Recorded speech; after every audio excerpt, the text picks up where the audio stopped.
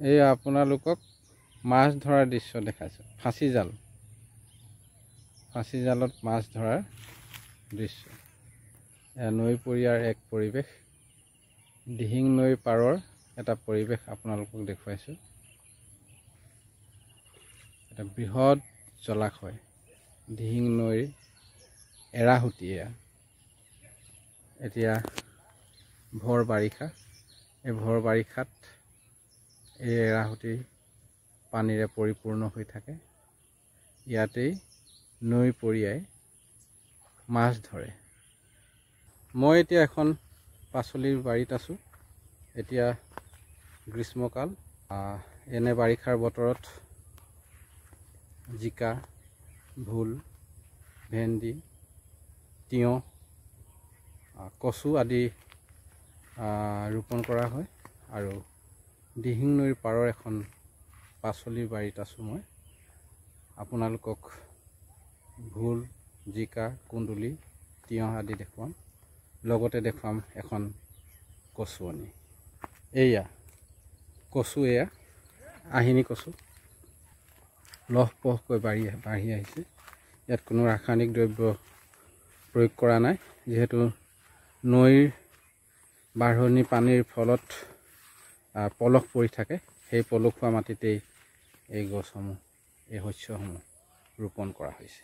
এয়া এখন বৃহৎ কচুৱনি আৰু ইয়াৰ কাষতে আছে এয়া লতা জাতীয় উদ্ভিদ, কুন্দুলি, জিকা, ভোল, তিয়ঁহ আদি লমালমে লাগিবলৈ আৰম্ভ কৰিছে।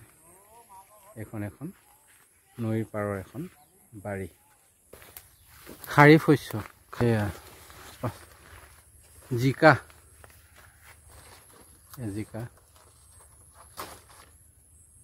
লগতে ভোল, জহা ভোল আছে, কুন্দুলিও আছে। এইটো জহা ভোল,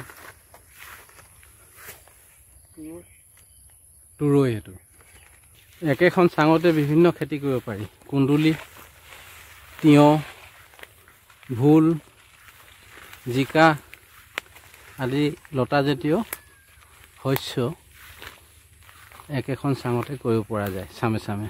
এইটো জিকা, এটা পুৰঠ জিকা, কোনো ৰাসায়নিক দ্ৰব্য ব্যৱহাৰ কৰা হোৱা নাই। এয়া ভোল, জহা ভোল। এইটো কি হয়? তুৰৈ।